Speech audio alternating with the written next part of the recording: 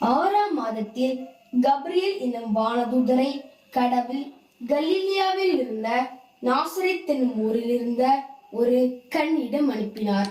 அக்காட்சி இதோ.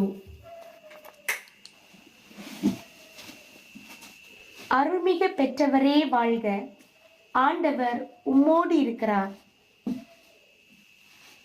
மரியா, அஞ்ச வேண்டாம், கடவுளின் அருளை கண்டடைந்துள்ளீர்.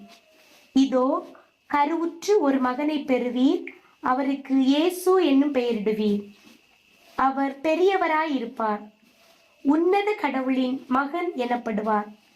அவருடைய தந்தை தாவீதின் அரியணையை ஆண்டவராகிய கடவுள் அவருக்கு அளிப்பார்.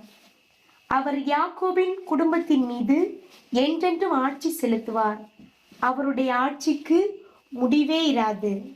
இது எப்படி நான் கன்னியாயிட்டேன்?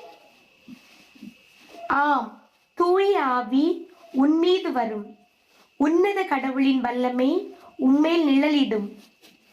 ஆதலால் உம்மிடம் பிறக்க போகும் குழந்தை தூயது. அக்குழந்தை இறைமகன் எனப்படும். உறவினராகிய எலிசபெத்தும் தம் முதிர்ந்த வயதில் ஒரு மகனை கருத்தரித்திருக்கிறார். கருவுற இயலாதவர் என்று சொல்லப்பட்ட அவருக்கு இது 6ஆம் மாதம், ஏனெனில் கடவுளால் இயலாதது ஒன்றுமில்லை.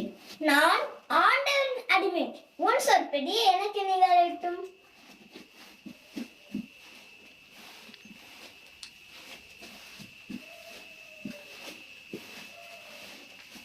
நான் உடனே புறப்பட்டு எலிசபெத்தை சந்திக்க வேண்டும்.